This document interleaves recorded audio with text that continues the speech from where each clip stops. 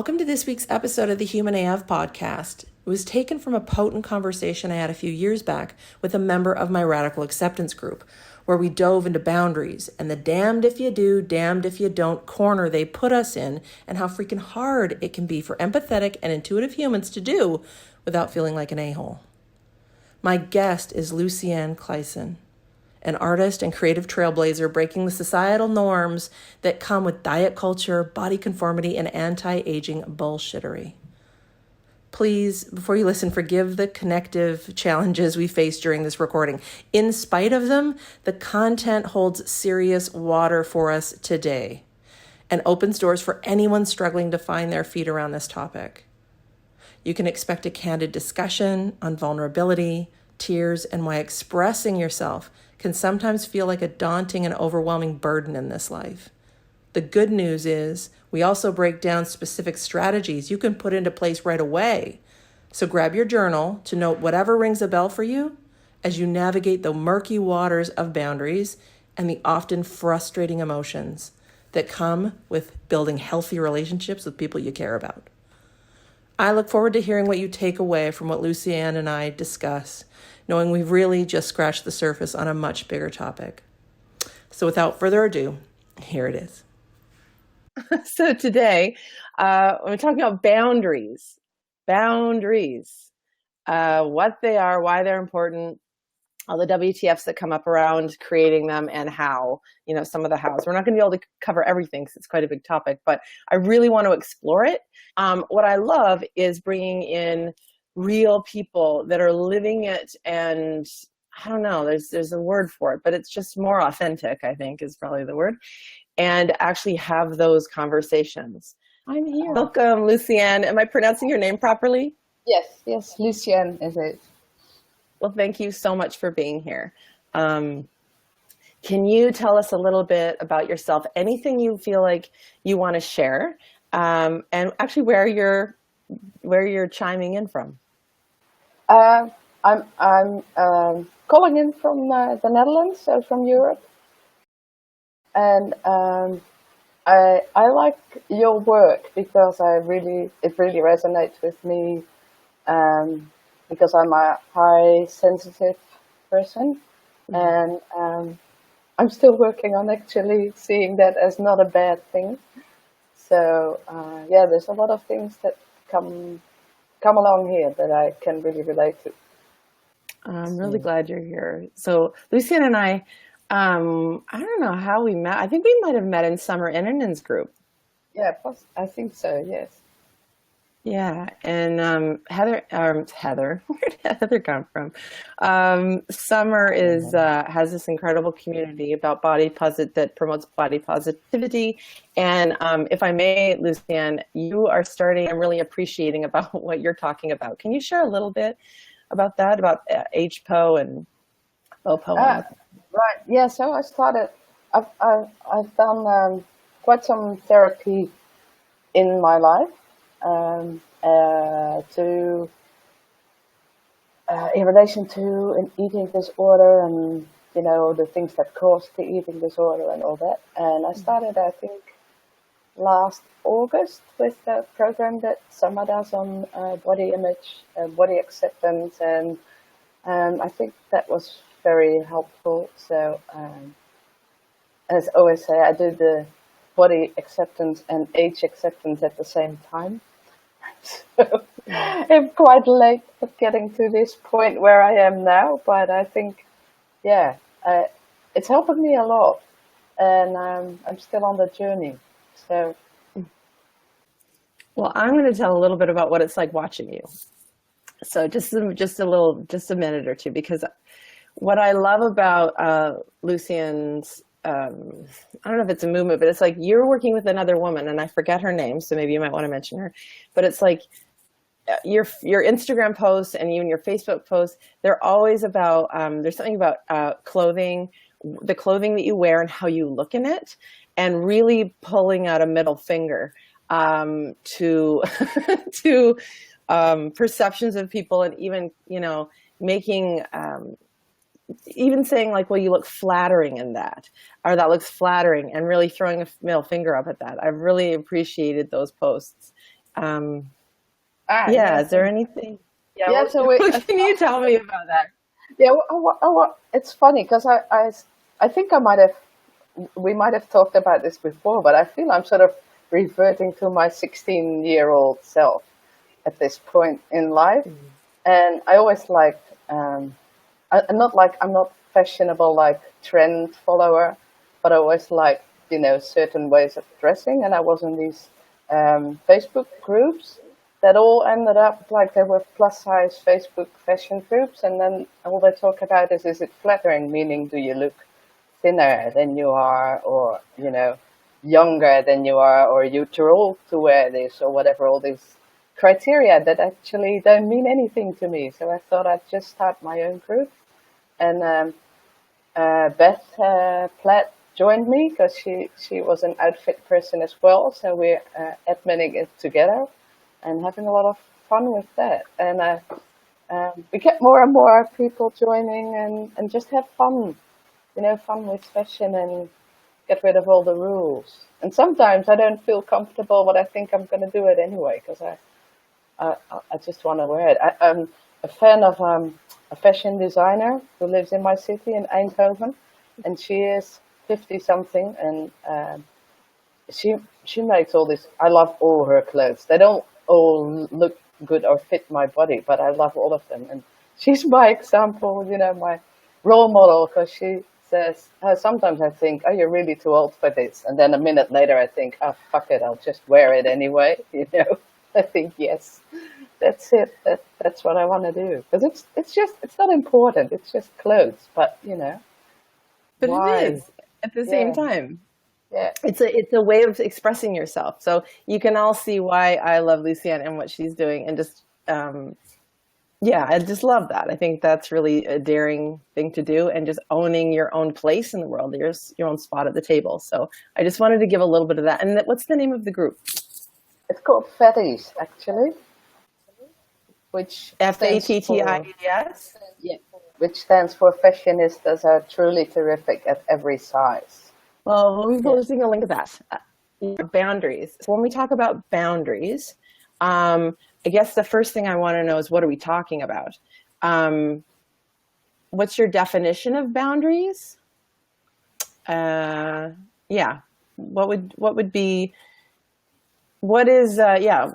boundaries for you? Because I've been thinking about this, this is a topic that I'm still working on a lot. And boundaries for me are like the things that make me feel right to me. So there could be lots of different things. It could be in work, or, the way people treat you, or things, I don't know, like invasive questions and things like that. And I find it very hard. I always find it very hard, and I've been thinking about it. So it would be really interesting to know if other people experience that as well. Like a few things, I can feel it if the other person is like angry or really disappointed, and I want to make them feel good. So I don't like setting that boundary. And the other thing is, because it gives a bad feeling. And the other thing is that if I used to set boundaries as a kid, they were always stepped upon straight away. So I got that message, maybe that my boundaries didn't matter, or that I didn't matter. And usually if people step on it, it goes really badly. It ends really badly as well. So it has something to do with not feeling hurt or worth it to have that. And I thought this might sound really odd, but because we live in a democracy, we think the majority is always right. So if you're the one person, say, not even complaining, but saying, the light is bothering me, or it's so noisy, or I don't have enough space, or whatever. And then everyone is like, you're too sensitive, and don't be so fussy, and all that. And because they're the majority, that makes me doubt, like I'm wrong because I'm the minority, and it makes me doubt myself. Yeah. Because I think, yeah, all right, maybe they're right. I am too sensitive and fussy, and I should just not be so difficult. That when majority rules, it must mean that I'm wrong, or that if I'm not in the majority, then I don't have a say. Yeah, that's and I think that's really, really important for us. Yeah. I'm in about how you see boundaries, because here's how I feel like as empaths, as deep feelers, as highly sensitive people, open, whatever you want to call it, deep feelers or an empath, I think that us type of people, we have a particular issue with that because we do show up so open and we do feel into other people and their energy, their feelings and things like that. I don't think it's our, so here's what I think. I don't think it's actually our natural state to put anything between, in some way, ourselves and others. Like when we're born, to me, there was just this naive feeling of like, I'm here to help. I'm here to show up. I'm here to like heal. Or there was something, now that when I look back at it, I really see that leaning in energy of like, of course, of course. And so, we came here to share. We came here to connect. We came here to, what happens is people, make it their impressions, and they were open to abuse. They don't reciprocate, and we don't learn how to support or nourish ourselves. And so it becomes just an outgoing door of like almost an assumption that, well, if I don't get anything back, well, I've got nothing else to do except for have this gift or have this inclination. Does that make sense? Yeah. It's almost like an innocent, by deducting, it's like, well, okay, so apparently people are this way in terms of giving it to me or giving something back to me. So I'll just keep doing this thing that I do. And then to me, it leaves a lot of us with empty shelves, with like no restocking system. Which it leads to things like burnout, resentment, shame, blame, and then, with some of us, shut down. Yeah. And to me, there's, so what do you want to say to that? I had a few burnouts really badly because it's at work as well. I'm very bad at the boundary setting and sticking to it, and you get the resentment and shame. And resentment is because it takes too long before you set the boundary, so you're already really irritated and annoyed and angry and whatever. So if you set the boundary, you don't do it like tactfully anymore. Oh my God. Okay, so now you're talking about what I call the cornered animal syndrome. Yeah. Which is like, so that's important to talk about, because I guess what I want to say, it's really hard to set a boundary when you're reacting. Like, in a way, I think it is. It's not that you can't. We can get into the how, in a little bit, but it's really highlighting the oh gosh, what is it? It's like a whole mixture of things. It's really chaotic in that place of reactivity. Like when you've had an experience, or like you said, you've said it too late. So you're already holding that, like, I should have, I could have, I would have, maybe blame. You want to, is like, do one of these, which is like, you're making me, this is annoying. You said annoying and irritated. It's like, I'm irritated that I even have to address this. And the pointing was pointing at all the people that were making me have to deal with this shit. Yeah. Right? To have to see that I either didn't have a boundary or I wasn't enforcing one or whatever. And I just felt like I was being called out, but I don't think I was fully switched on either. I just felt super reactive. And then I would feel like a cornered animal, not knowing how to process any of that energy or emotion or how I interpreted it. And then we're just like these ticking time bombs. Yeah, I know. I usually have them. I'll start crying, which is not good. I think I had 2 crying sessions with my with the director of our faculty, who is very much not into emotions at all. So it doesn't go down all that well. And it's not because I'm sad, it's just because I'm super frustrated and actually really pissed off. I'm so glad you said that, because I would have the same experience when I had to finally learn that I actually believed for a long time that when I cried, it just proved that I was fundamentally broken. So I don't know if anybody can relate to this. Yeah. I used to think that, but now I think it's frustration. Right. It's like I don't feel heard or listened to, or I don't get the space. We're just communicating at a different level. You know, I'm into that emotional, practical. This is what's happening, and someone else is talking about rules. You know, or budget, or I don't know, something. Yeah, and it's completely different level. Yeah. And it's almost like that train's already left the station, and it's like, well, this is happening now. It's like, I'm crying and I'm at work, and everyone's interpreting this way. And I wish it really exacerbates the whole thing. And I've been there, several times. My story was quite simple in a way, but it was also from a place of complete depletion. Mm-hmm. So a little bit about that was where I had, growing up, I had learned from a very deep feeling woman, my mother, and she was so considerate and so loving and so giving to people that I just learned that was how it was. I would just learn that, well, that's what you do. It's like you give everything. And so for a while, I almost romanticized it, like almost like a windswept cover of a romance novel, which, by the way, also looks like a little bit of martyrdom.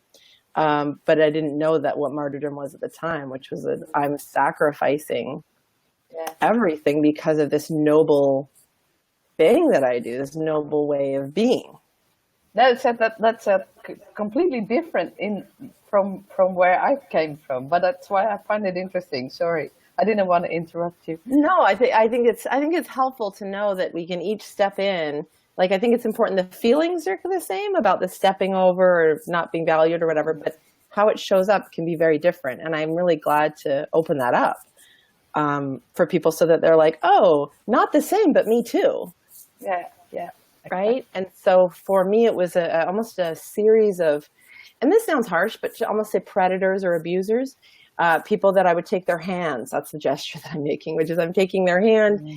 I would take their hand because I would see the good. I think empaths in particular, I've said it in other broadcasts, whereas I'm really being informed that we are like the purest form of light. And we love with everything. And there are many of us, and it is like a moth to a flame. We end up getting the good, the bad, and the ugly drawn to us. So for me, it was just a series up until my 20s of abusers. And gosh, even into my 30s, if I think about my bosses, but, welcoming people in that, I just saw the good. I would see the good in them. And then I would go on this experience. So it was in my mid-20s when I had been in a really emotionally abusive relationship with a man in the United Kingdom when I lived there. And, he innocently, I don't think he totally knew what he was doing. Like, I really don't. I don't really think there was an intent to take everything from my there was almost like this vampire-ish energy about wanting energy, wanting my light, wanting, and I almost was led to feel guilty by even having it. So I had to leave that relationship. I had nothing left, but it's amazing what we can do when we still have nothing. So I also want to, even when you have no boundaries, you can leave. It was drastic. I had to leave the country and come home. And the turning point was where I stopped but was to slow down and really look. Really tune in, not only tune in to what my outside life was telling me, like who are the characters in my play, where I'm the starring role, but, how am I engaging with them? What's going on? Where do things start to feel weird or not good? And it was really simple, almost elementary level language. Yeah. And so what I did was I wrote down all the things that had happened that felt bad. I was like, this happened, that. And so for me, it was being compromised. I was continuously being compromised. And that word kept coming up. Look at where I was compromised there, compromised there, compromised there. And so I wanted to really change that. But slowing down and tuning in, first and foremost, to see it is like one of the most vulnerable acts I think we can actually do. Because it brings up a lot of stuff. So, but it helped me see where I was being compromised, and there wasn't a lot of not being compromised. So, Yeah, go ahead. yeah, I find that interesting because it started for me quite differently because I have grown up with having to deal with like earn the love kind of thing, and with narcissism, not mine, but someone else's. So I was just, I think, unconsciously trained in I need to make this person happy, which it's impossible. So, there's those things, you need to do it or you're not worth it. But at the same time, it's impossible, but you don't realize that as a kid. So you just feel, guilty and inadequate and all those things. But what you say about relationships, I find interesting. I do recognize that because I actually had two like serious stalkers, one in high school and one in my 20s. And I've been thinking, like, why was it still doing therapy? And I haven't figured this out. Like, it must be something I'm doing that I attract these people. And what you say really resonates with me, that it is that thing that I see the good in them. So I don't want to be nasty or something. Like, I think, this poor guy who is so in love and, is actually nice, and I don't want to make him feel even worse or whatever. But that both times was like really, really bad. And like for a long time, and I had serious, like, I needed help of like police intervention to, even years and years later, because I lived in Australia for a long time, and this stalker from the Netherlands, actually even 16 years later, still trying to find me on, social media. And I used to have a blog, and all of a sudden he would start reacting to it, which is like, why is he still looking for me? So yeah, I think that's it, because I can't see them as, well, at some point you think this person is like crazy, but I still wouldn't see it as necessarily bad. Like, I wanted to get rid of it, but obviously there was something wrong with me handling boundaries there, Not everyone gets stalkers, so must be something that I'm not, I don't know. No, so because I think, like, I'm not famous or anything, or super beautiful or whatever. It's not that. It's something else that attracts the stalker, and it has something to do with not having those boundaries, apparently. Well, I think it's, we look, see, that's where we turn on our house. We look, well, who's the common denominator? I mean, I don't know if I fully played that game, but for some reason, when I went back to review, there was an opportunity for me to be like, well, look, I'm the main character in all this, so I must be the problem. I think there was some of that for sure, but I didn't hang out in it too long. I mean, actually, that's not totally true. I think I did, which I think that is fair. Like, I think so this almost goes into the responsibility, like being responsible and feeling responsible. What am I responsible for? So there's almost, to me, it's this emotional math, this empath math. Oh, wow. Okay. Empath math, which is we show up open, and it does draw people in, the good, we'll call them the bad, and the ugly. But the thing is, we only actually really even see the potential in everybody. And I don't want to be too blanket statement, but I think that there's just more of a tendency when we're young to hold that for other people. Like, oh no, like, and then we would later on be like, oh, I should have known, or I could have known, or how could I be so naive, or how could have I said yes when I wanted to say no, all those things. And we can beat ourselves up. But yeah, there's almost a fundamental equation there about, of course, that's why it's almost what I want to say is a compliment, but it's not to be like, It doesn't feel like that. Right. Okay. That's why I don't want to say compliment, but it's got the vibe of it, like that it's a really good quality. We cannot throw out the good quality. You can't throw that out and make the whole thing wrong. You start to see the pieces of it. Narcissists are definitely pull. And by the way, that was my relationship, that last relationship. He was not well. He suffered from depression, had, some narcissistic tendencies and almost a borderline personality, like, from one extreme to the other. And I was just like, there was something very indulgent about like being with somebody that was really all over the spectrum. I'm only saying that for the first time now. I'm like just totally picking up on that. Like I can now see why I was so attracted to this person. So I don't know if that's helping anybody. Maybe that's important for me to say, because I'm like, wow, no wonder I was also drawn to him. But it was also tricky because once you got in the web, then you were in the web with all these other qualities of wanting to help or heal or support or get into trouble. I bet that's sort of what we're talking about right now. Like, how do we get ourselves into a place where we're in that web and we're like, stuck? What is it? First of all, what does it mean to set boundaries? What does it actually give you?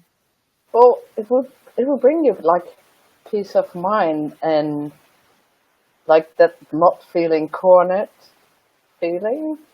Because with a stalker, I know some people think it's like a romantic thing, but it's not. It's actually it's like more like bullying, and it really messes with your head and your whole life. I can imagine narcissist relationship is difficult, but at least you can go away. Like when it's with your parents, you can't. Well, I mean, some people have cut ties with people. I mean, I think that's a choice that we need to make, that we can make. We don't need to, but we can make it. Like I talk about the opportunities, that's an opportunity. As an adult, you can, but not as a kid. Mm-hmm. Exactly. Oh, no, for sure. Exactly. So you've almost kind of got to do your time. Yeah, sort of. But by then, it's so ingrained in your system that, and I'm sure that's why I have problems with self-esteem and self-confidence and self-worth things. It has something to do with that. So that's why I think once I learn to work with the boundaries, that will actually help the other things as well. Sort of reinforces each other. You don't feel like worthy, but unconsciously probably worthy enough to set the boundaries. Because I said, I always doubt, like I feel guilty and I doubt to set boundaries, or I don't know. And that's what the stalker steps on your boundaries. Because if you say, I don't want you to wait for me around every corner, etc., and just keep doing it, obviously it doesn't really work, setting the boundary. I find that I have a lot of experience with, if I try and set the boundary, people just step on it anyway. Well, and okay, so let's talk about that. So I think this is really helpful for other people to hear. What it is to me, I hear like protecting your space, protecting your time, and protecting your energy, and or respecting. I get the word respect a lot around boundaries, and to respect your own space, time, and energy, and how that impacts the relationship you have with yourself and with the world. And you've brought up a lot of stuff. Why are we afraid of establishing boundaries? Because we don't want to be mean, because we want to see the best in people, because we want to actually, here's what I loved about what you said, is that I don't want to, it reminds me of when, it's like we want to be the loving, we are that loving person. We are that deep feeling, caring person. So for me there's almost like that, for me to have a boundary, there's almost this like, blockage of like, well, maybe I won't be able to be that anymore. Maybe I'll have to change. And we don't fundamentally want to change that. So I want to bring a little bit of light to that, because if people are struggling, it's like, well, maybe that's what it is. Maybe there's a part of me that doesn't know how to, because it believes that if I set a boundary, I'm going to have to change. Yeah. Does that make sense? Yeah, on some level. Yeah. It's funny because I really related to you talking about light a lot, because my name is from, Saint Lucia, the bringer of light. Mm-hmm. And I always thought that's my thing, that's me. Like literally, I come into work and I get up the blinds, so we actually have some sunlight in that room instead of it being dark and sitting there on the fluorescent bulbs, which I hate. Yeah, the bringer of the light. And I guess what I'm aware of is that the moment things changed for me, and maybe, I can talk about this, and Lucienne, you can jump in with your like, yeah, but what about this or what about that? Is that cool? Yeah. So when I came back from England, I just felt like, what am I going to do? I started looking at all my things, and I came up with what I called how could I I was like, okay, if I want to have love in my life, if I want to actually intersect with human beings and feel safe in myself, and feel like I can restock my shelves, because I'm telling you, they were so bare, and they were like a Walmart of bare shelves. That's how it felt. And I thought, it's going to take me forever to fill this back up. And this one, I was like, okay, well, now I can identify, I'm used to compromising myself. And I really took responsibility for the fact that I had a thing. I was a part of that equation.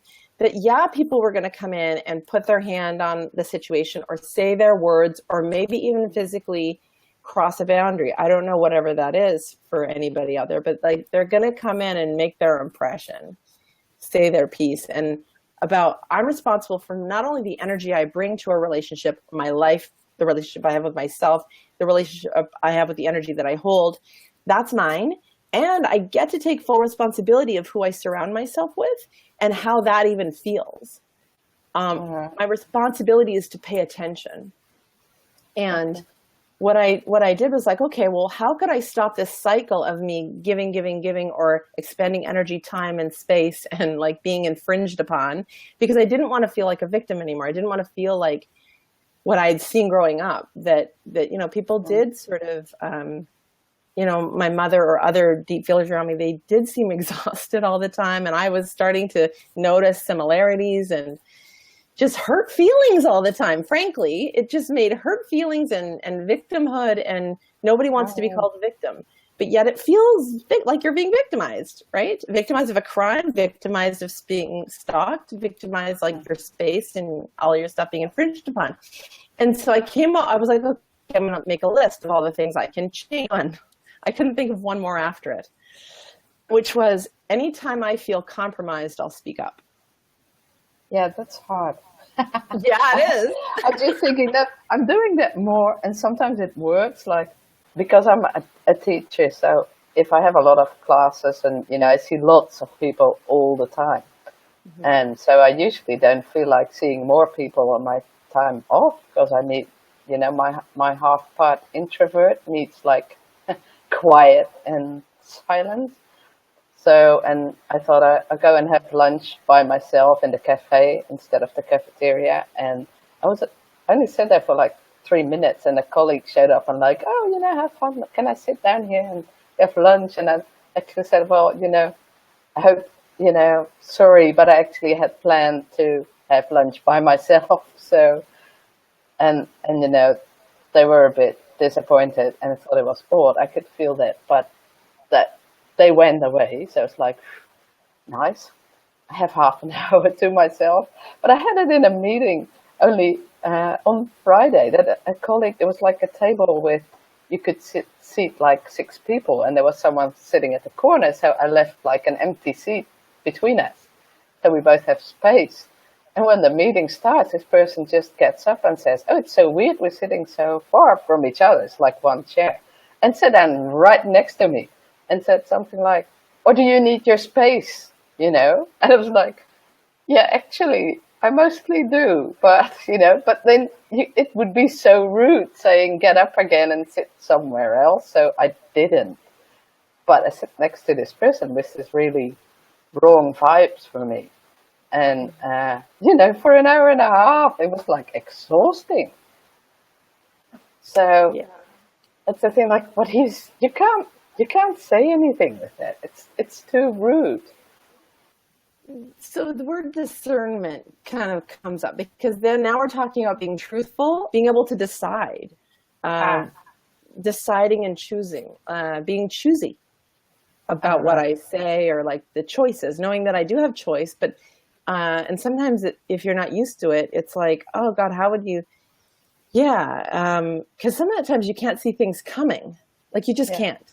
Right. It's like in the moment, and this is so interesting. To bring into it, but there's so much around forgiveness in this process of noticing boundaries, learning how to establish them, and doing them in real time or not real time. So there's so much to talk about this. There's so much. So this is a huge cornerstone around helping empaths flip the switch about them being, taken from or like depleted and all this sort of stuff into a place where they are fortified. And they are strong, and they know, and they fill up. And then, the community, their people, the world gets the overflow. Yeah. And some like myths out there that we're supposed to be so put together that we're supposed to know exactly what to say, like right in the moment. And then this whole idea of like, do I tell the truth? So there's a lot going on here. I don't want to muddy the waters too much, but discernment is to be like, okay, you could have said this or you could have said that. Could is a lot friendlier than should, because it means you've got some choice. So like he was already like sitting there, So it was like, okay, how dare she? Right? I did say like, yes, I usually need my space, but I think this is not going anywhere.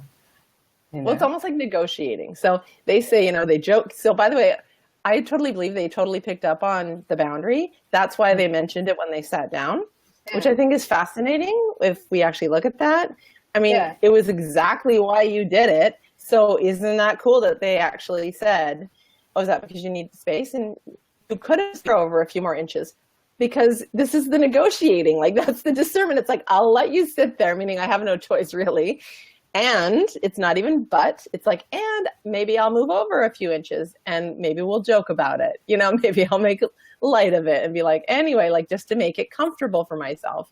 Because then there's this truth-telling piece. It's like, do I tell the truth? And up until a certain point, I was told by one of my spiritual mentors, I was working with Chris Storkeys actually, and he helped me see that I'd been living this vow of telling the truth at all cost. That I had this like deep-seated vow of I must tell the truth at all cost, and how that kept me in conflict a lot of the time. Yeah, I do. Because to me, it was all. I recognize that one. Yeah. He kindly said, he gave me this great example. He's like, that would be like if one of your kids was in trouble with the cops, and they come running in the door and they're hiding under the bed, and then the cops show up and they're like, "Have you seen your son?" And you'd be like, "Yeah, he's under the bed." Right? And them just, going and taking him away or whatever. And you think, discernment comes into play about choice. And then what I want to say is about values. You start looking at, well, what's the value I'm honoring by telling the truth? Is the value truth telling? Fair enough. Maybe it's just telling the truth.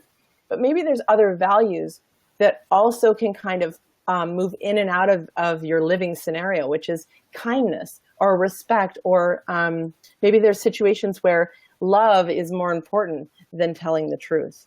And I think that's important to bring into the space, because I don't think we often give that. See, we don't slow down and we don't tune in and we don't give space or time in between our answers to be like, let me think about that. That is a reflection on them. And sometimes we also have to own the fact, have I communicated with them? Which I think that's very vulnerable for us to do. I think a lot of us don't want to see that. They're like, oh, I don't want to, admit that maybe I didn't, because it's a piss off. Like, that's that irritating, oh God, do I have to tell everybody that and it's like, yeah, maybe.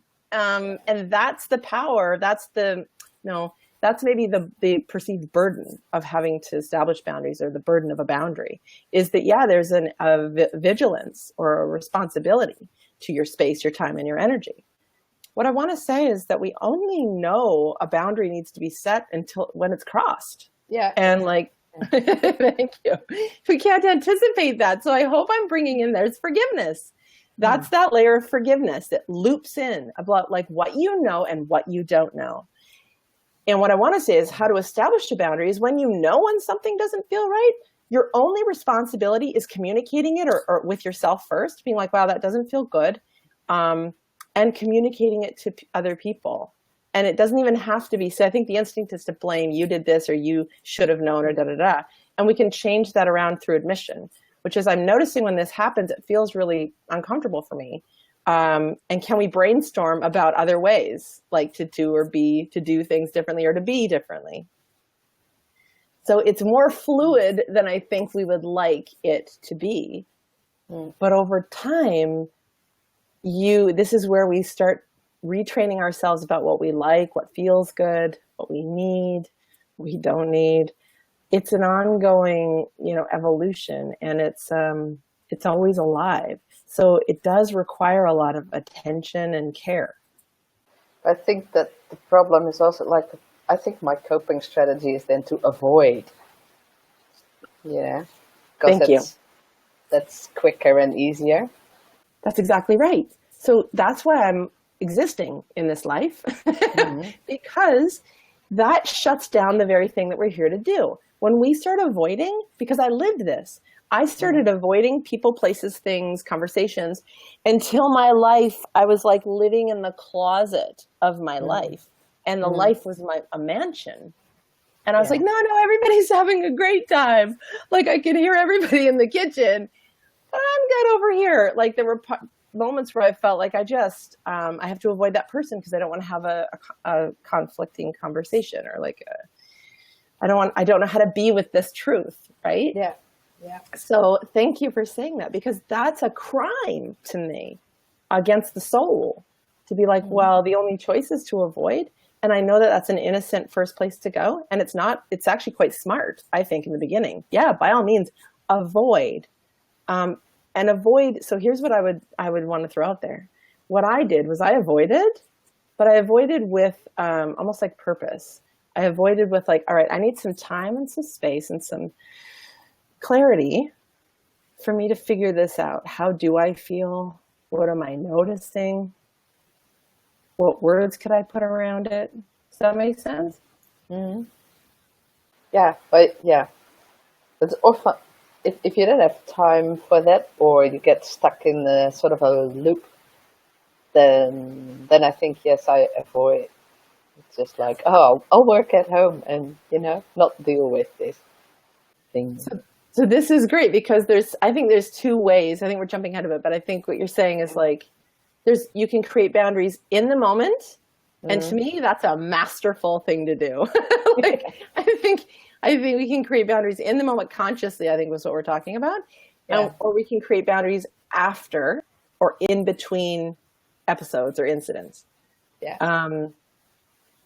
And so what I did was, I'll just give you an example, and there's so many ways of doing this. But when I said, every time I'll speak up, I could have just left it there. Okay. I could have been wow, that was really profound. I've got it all figured out. I've got a plan, and that's it. But part of me knew more. And it was no. You're going to leave this bedroom and you're going to go out into the world, and something's going to happen. And we need more than that. We need more than you're just going to speak up. I mean, how perfect does that sound? Oh, it's going to be so easy, because the first thing you said was that it's the hardest thing to do, is to actually speak up. And I knew myself enough, that I was going to get swept up by the next wave of someone else's needs, of someone else's energy, of someone else's, the powerful people, the people that kind of had their feet up, or they had their back foot planted. And if I didn't have my back foot planted, how was I going to survive or navigate out there? And so I came up with a very simple phrase. I was like, okay, what do I do when I'm prepared? And what do I do when I'm not prepared? Okay. And when I was prepared, I would say, like, when I felt, because I had to ask myself, how does it feel when my boundaries, when I feel compromised? And man, I knew that feeling so well by that point. I could feel it in my stomach. I would get nervous. I'd get hot. I'd want to cry. That was, I'd get hot in the face. I say, somebody says something in a room or they offend me. That would be the worst scenario. That they offend me, or if it's like really they're on me on something, or like, oh, and it's like, that's not okay. And I was like, okay, they'll say, what do you mean what's not okay? Like, gosh, you're so sensitive. And if I knew the answer, I would be like, well, I'll just say what I think, like that what you said hurt me or bothered me or whatever. The other one was, I don't know. I don't know why yet, but give me time. I'll figure it out, was what I said. And if you're interested, I'll let you know. But whatever you just did, fundamentally not okay with me. So here's what I learned by doing that. I didn't have to do it a lot because once I started doing it, people started changing the way they behaved around me because they didn't want the conflict. They didn't want to be called out.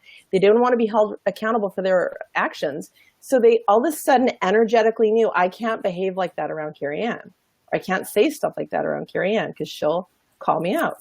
And guess what? She doesn't even call me out with like a point, which I think was also really foreign to people. And so I would say, I don't know, but I'm going to figure it out. I need time to process stuff, but something in my gut says something happened. Guess what is what I would say. It could be 100% me.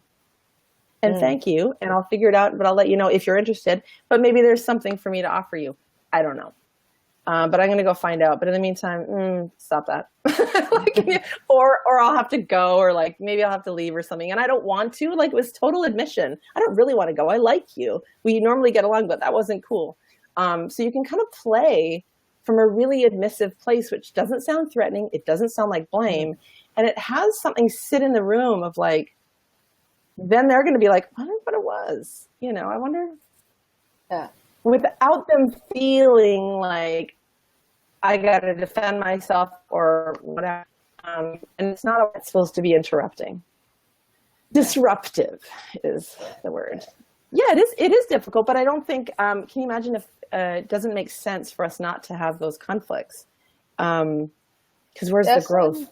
Yeah, sometimes it works. Like I have a colleague who used to get, like he's a type of person, like an older man, and you have a lot of older men who really think they got it all together, and they always have these really long-winded explanations type of thing, whatever it is about.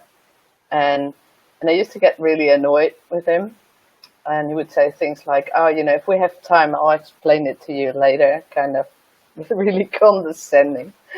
And I actually managed to sort of, we had to do a project together, and I didn't want to do it, but at some point I was like, okay, well, we can do this together, and we'll be a great team. He said, because you can be really long-winded, and I saw him getting a bit, defensive, and I said, and I'm usually too short, like too straight to the point.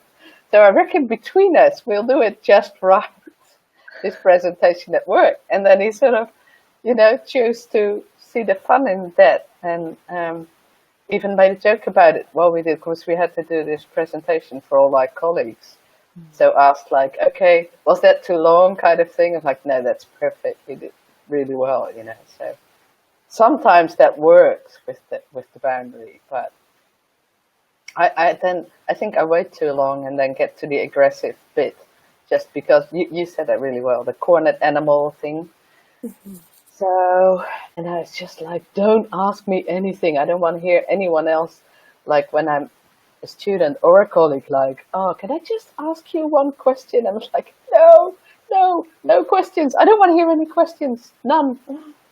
Well, this is a place thank you, because that's what happens when we don't police or we don't monitor our energy or how we feel. We don't check in. If we don't do that frequently and take full responsibility for what we're saying yes and no to, you bet we're just sore and raw, and we feel put upon, and we feel react for basically pulling the scab off the wound. They get all the good stuff, meaning it's not so great. They get all the bad energy, and then we end up making a terrible impression.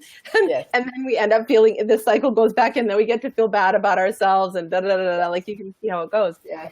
So this is where that slowing down and tuning in and taking full responsibility for your situation, for you being the main star of the play, how you're conducting yourself, how you're interacting, how you're participating with your life, and admitting it, being like, okay, here's what I tend to do, not from a place of blame. Here's what I tend to do. Here are my tendencies, right? Because there's this, the word tolerate is all over boundaries. As I was saying, there's places to set boundaries up, which is in the moment, which is, I think, an amazing thing to do if you're like really on it, but you don't actually have to even be on it to create the boundary. I had a client once that said she was in a meeting and she was like a minute late or something, and her boss was a cornered animal. Her boss was a total cornered animal, and she was like the straw that broke the camel's back, and she was like making all these passive aggressive comments about, well, thank God you're here, and now we can finally start. And she wasn't even really late. Like there was a lot of her boss or supervisor projecting her energy, her shit onto this one woman. And she had no idea she was creating a boundary when she did it. She was just telling me a story, and she said, so I said to her, can you explain like how I'm like really disruptive to this? Like she used the woman's words and said, can you help me understand what you mean? It sounds like, she said, it sounds like you're blaming me for like something. Oh, and the woman was like, no, that's fine. Like just completely backed off. And it was a really turning point for my client, because she said it was so interesting.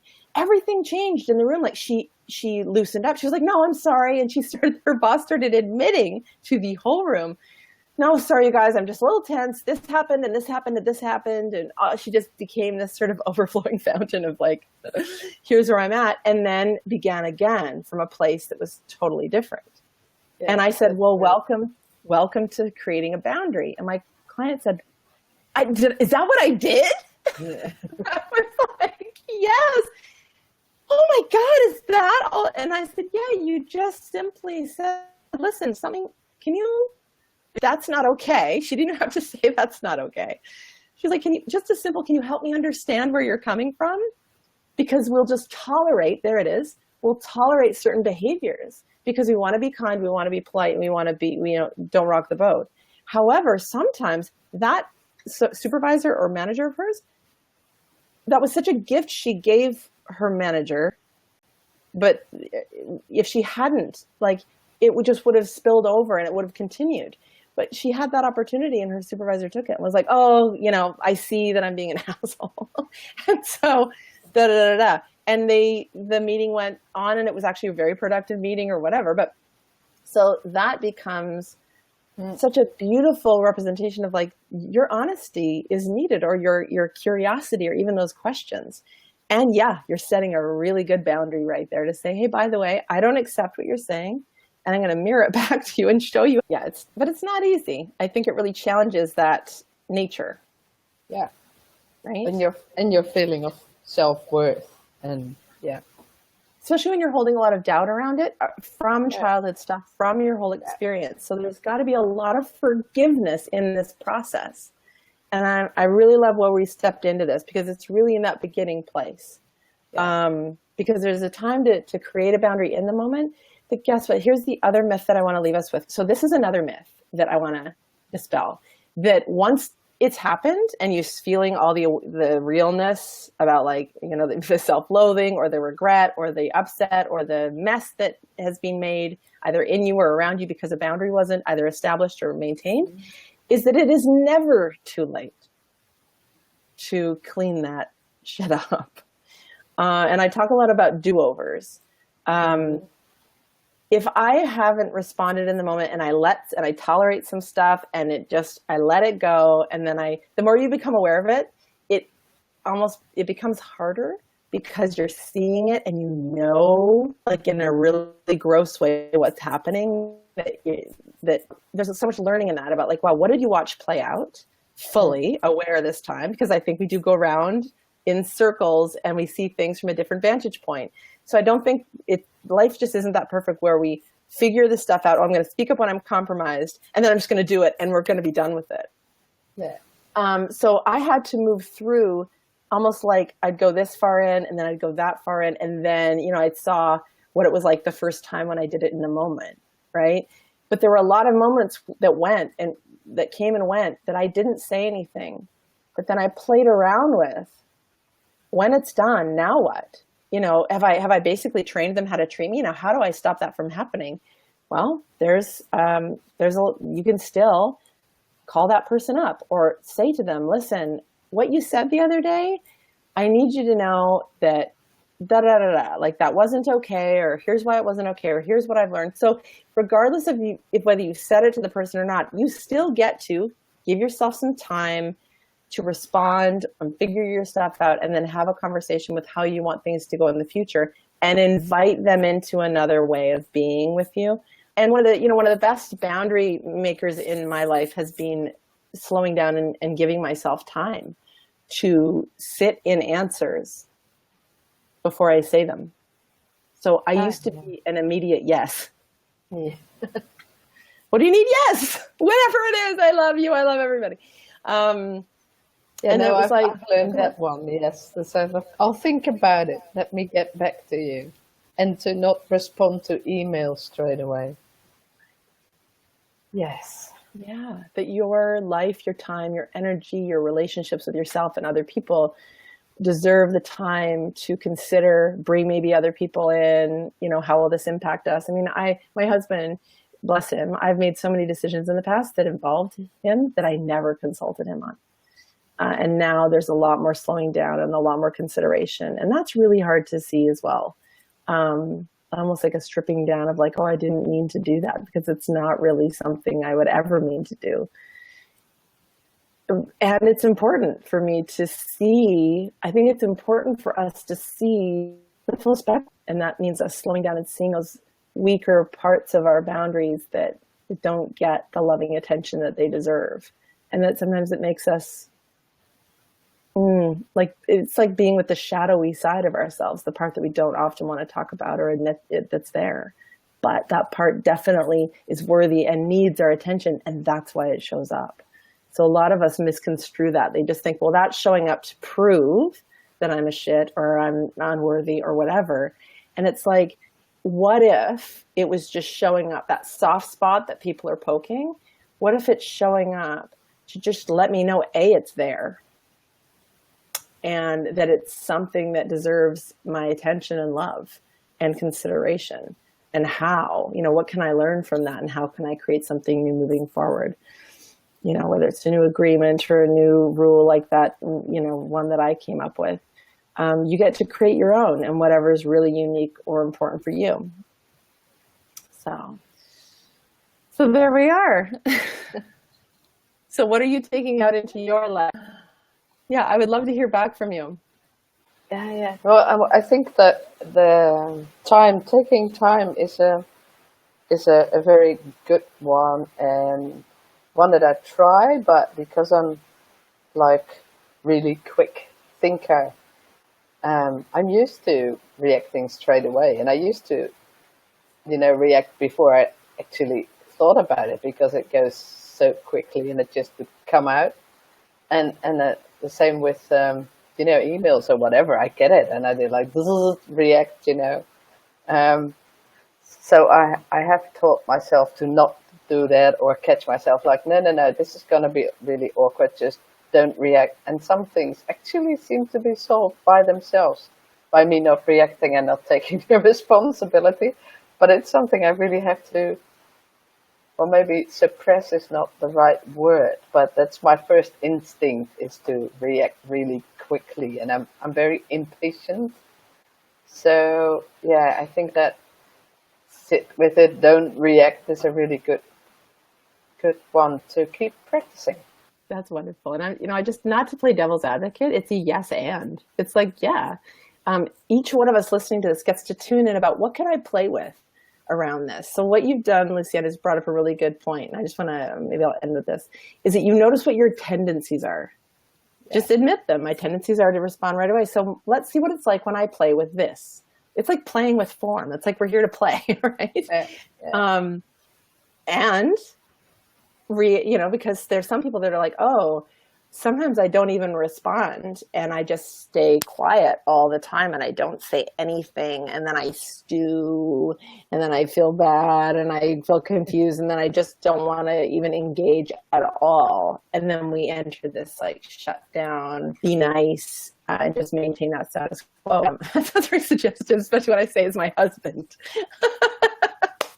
But he came into my life as this email person. Like, we met online very serendipitously. I put an ad in a place that I didn't mean to, so to speak. There's more to it, and he responded to it. And I was like, oh, what have I done? I didn't know what I've done. And why would I, maybe I'll talk to you, maybe I won't. And he made a joke, and I didn't know it was a joke. He was like, oh, you're like this go for a dog's body secretary. He was an Australian, so say no more. Love you, Aussies. I ended up marrying him. But in the moment after that abusive relationship, after 2 years of trying to heal, to try and restock my shelves, I sort of opened myself up to the world, and I ended up having this exchange with this person that was like completely infringing all my stuff. And he was like making fun of whatever. And I just felt like in the moment, I didn't even think, which was so not like me. And I was like, oh, yeah? And I just let him have it. And I was like, you SOB and this and that. And don't forget your bug protector. I literally was like just reborn in the moment. And I was like, God, that was so irrational. Like, it was so irrational. It felt so good. And I don't know him anything. And I had my little guns out. Poo, poo, poo. And then I just thought, that's it. Oh my God, I've just broken a spell. Like, the spell is broken. That is over. That being reactive helped do that. And he wrote me right back, which I didn't understand the internet at the time. And I was completely bizarre. I was like, what? Oh my God, he just got my message and he's writing me back. And he wrote, I think I'm going to like our little chats, with this like cheeky little smiley face. And I just had this, like, I just was so embarrassed because then in that moment I realized he was joking, and I was obviously super wounded and messed up and like reactive. No, he was just like, oh, like, this will be like, you're funny. I don't know. And that ended up creating a relationship that was so honest. Like, I could be batshit crazy or like my normal self. And I had never had that range in a relationship. So there's a yes and, like, yeah, you get to slow down and like be more thoughtful, play with that spectrum about how you respond and how you engage, and hold it lightly. And the learning is the most important thing. Circle back. What did I notice? What do I want to do more of? How else could I speak up with myself first, and then feel like grounded and that back foot planted so I can speak from a place that I feel safe. So I think it's all a part of it. And I thank you so much for being here, Lucienne. And I'm going to post, if you could send me the link to the page or the group that you've created. Yeah, yes, I will. And thank you for having me on the chat. I really enjoyed it. I loved having you. And say hello to the Netherlands. Keep the conversation going if you have any questions, because again, there's so much to cover here. But I really think we got a lot of the intro stuff covered, which I'm really grateful for. And I thank you so much for being here, Lucienne. Okay. Thank you. Thank you. Bye. Bye.